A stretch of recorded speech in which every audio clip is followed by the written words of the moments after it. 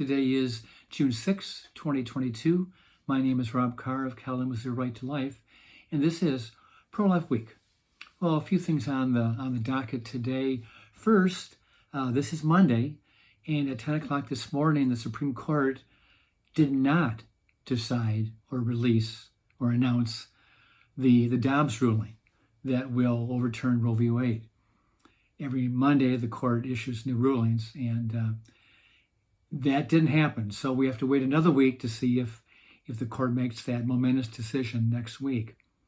But meantime, other things have been in the news, and one is a journalist from MSNBC was talking a few days ago with a panel of guests, and they were talking about the shooting down in Texas of that Alluve school in Texas, out near San Antonio, killing 21 people. And he made the comment that Americans really need to be given a visual picture of what it's like to see a child shot to death by a assault weapon, so to speak. And he wanted to make sure that the photographs of these dead children would be put on TV to show the brutal reality of gun violence. And I can understand why he wants to do that, and I'm not necessarily opposed to the idea that Americans need to see the brutality of killing, of murder. Well, to be consistent, or to at least look at it from a different point of view, I wonder if this same MSNBC journalist would agree that we should be able to show the dead, mangled bodies of the unborn child who's died through abortion on TV. Let's have the American public see those dead babies. When a doctor is doing a late first or a second trimester abortion, he's got to take all those body parts and line them up and rearrange them and make sure he's gotten everything.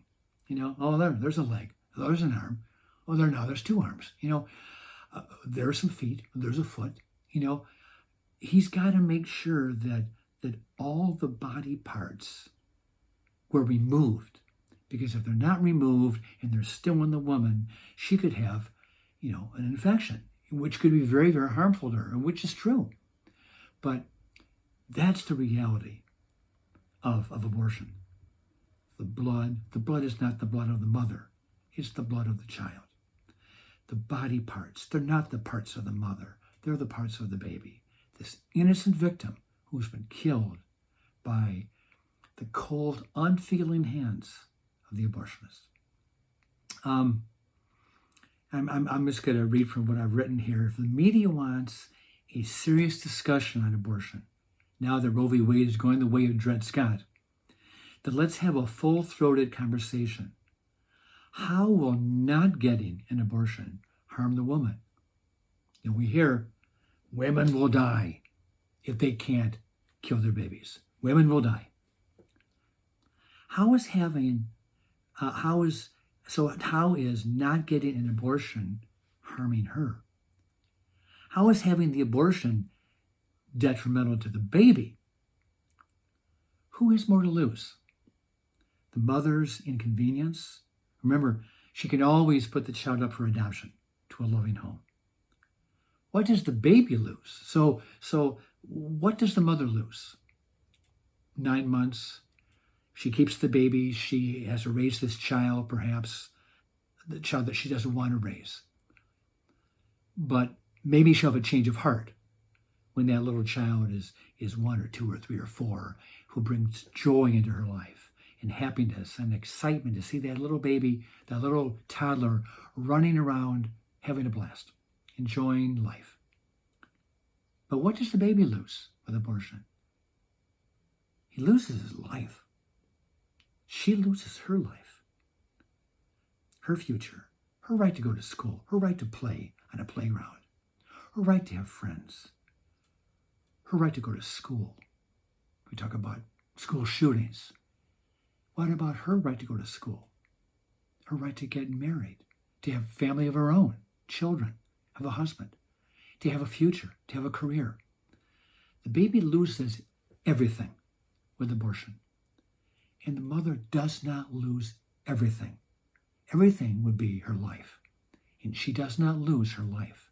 This idea that women will die is a lie. Women will not die if they have to deliver a baby. They will not die. Well, the argument, of course, is that if the woman can't have an abortion, she will self-abort and she will bleed to death. Well, there are better options than killing the baby by self-aborting. There are better options. And one is to let that baby live. And you can go on with your life once you've put that baby up for adoption. Abortion is health care. So what kind of health care does the baby get? In the big discussion on abortion, the other side can never see the obvious. An ultrasound? Whose image is in the ultrasound? The mother's? Of course not. It's the baby. Whose head is that in the ultrasound?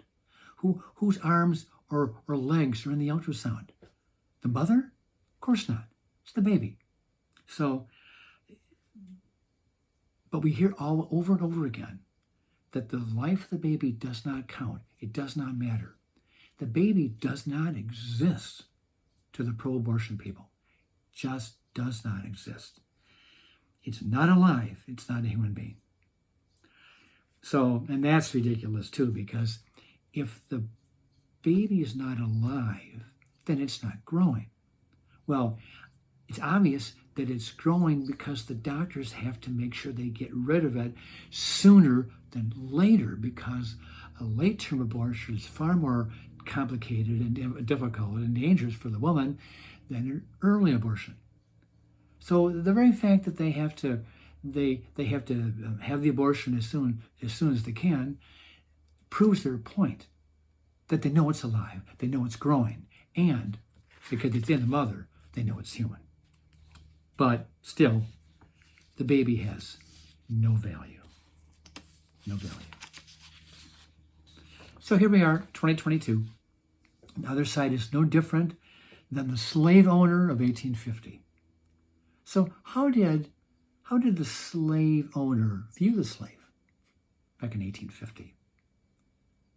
They knew they were human, but they were inferior. They were subhuman.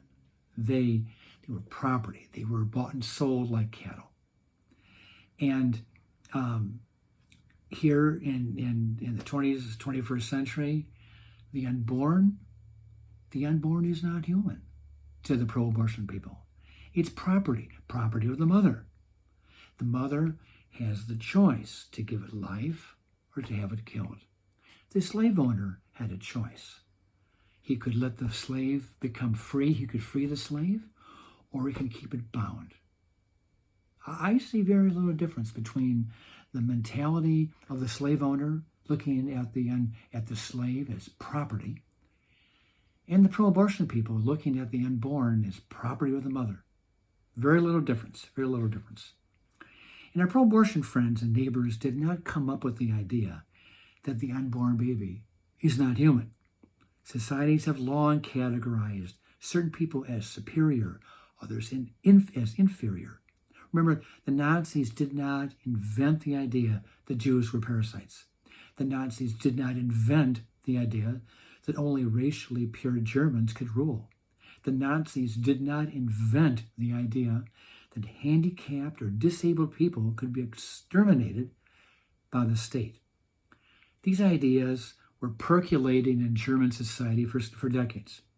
There was even a 1920 book written by two German doctors, and Alfred Hoche of Freiburg and Karl Binding of Leipzig, who wrote, here's the title, Permitting the Destruction of Life, Not Worthy of Life.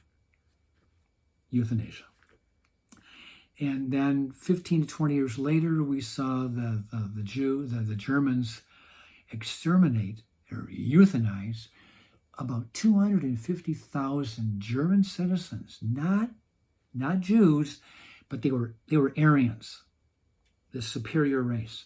But they were handicapped. They were mentally retarded. They were epileptics. They had Down syndrome. They had deformities, and they were euthanized by the Nazi state because they led lives not worthy of life.